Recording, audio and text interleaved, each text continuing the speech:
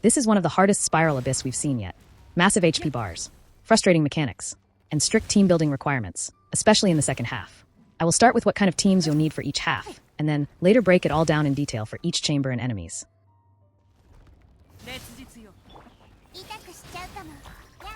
First half is a straightforward DPS check, with no special elemental immunities. You can run any strong elemental team, but freeze comps are especially effective, as most enemies can be frozen, and there's also 75% cryo elemental skill buff to boost your damage even more. Second half, it's where things get tough. In Chamber 1, bringing a pyro unit is non-negotiable. Without it, clearing is nearly impossible. Chambers 2 and 3?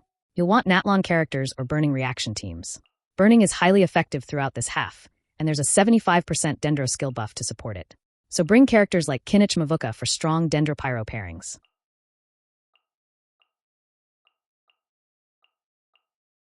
First half. Wave 1. Aramite Stone Enchanter who opens with a pet summon. While the pet is alive, the Aramite has massively boosted resistance. So, kill the pet first, that will stun him and decrease its resistance. And finish him quickly. Wave 2 has Frost and Wind operatives. They're aggressive and slightly tanky. Watch out for the AoE attacks, especially from the Wind variant. Each has minor resistance to their own element, so target wisely. Thankfully, they teleport to you and stay close, making them easy to hit with AoE attacks. Second half has Lava Dragon Statue. It starts in geohuman form, with whopping 150% resistance to all elements. Using full damage rotation against this phase is a waste of time, so just use as many pyro attacks as possible to build its Fury Bar to trigger a transformation to Molten Dragon form. In this form, all resistance drops to 45%, except for pyro. Now a second Fury Bar appears. Remember, hitting with cryo or hydro attacks decreases the fury significantly, so avoid using them. At full fury in this form, the boss becomes paralyzed, and all resistance drops to just 10%. That's your main window to deal maximum damage. Bonus tip. When you hit 50% and 100% fury in Molten Dragon form, it takes true HP damage equal to 15% of its current HP. So bring in good pyro and dendro units for burning, as it fills the Fury Bar significantly faster, and then capitalize on that stun window.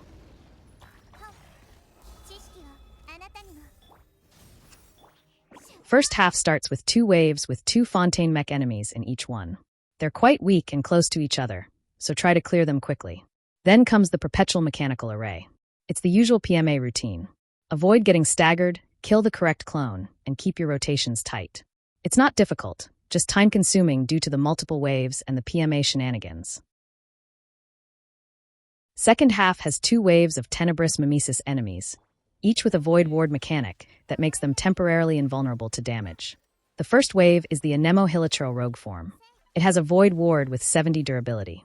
It gets reduced by 1 per elemental attack, or 3 per Night Owl aligned attack. Once the Void Ward is broken, it becomes briefly stunned and vulnerable, giving you a limited window to burst it down. This cycle repeats, but with Void Ward durability reduced to half on the second activation. The second wave features the Ruin Guard variant, which follows the same pattern, but with a Void Ward durability of 105, making it even more time-consuming if your team isn't properly optimized. This half is easily one of the most annoying and time-draining in this cycle. To speed things up, bring Natlon units like Kinich, Ororon, or Chaska, or utilize burning reaction teams, which are highly effective at chipping down the Void Ward and enabling faster clears.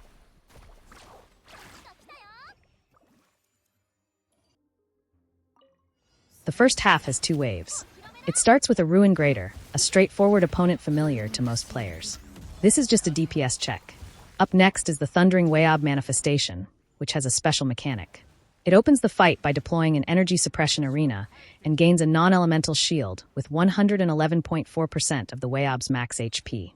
That must be destroyed to deal actual damage to Weob.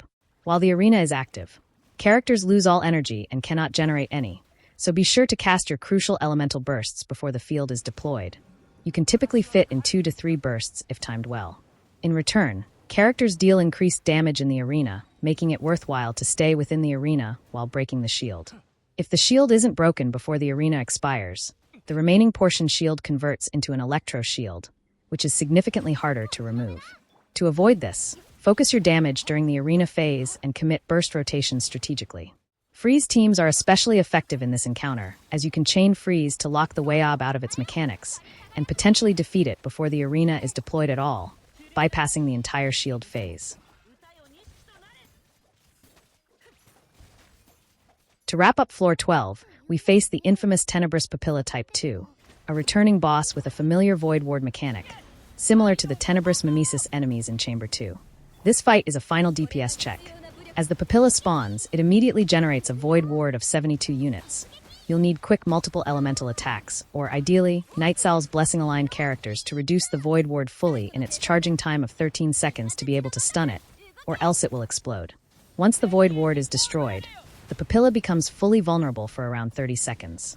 Use this window to unleash your strongest abilities and deal as much damage as possible. If you fail to finish it off, it will regenerate the Void Ward, and the cycle repeats. Keep rotations tight, manage cooldowns efficiently, and you'll close out the floor cleanly.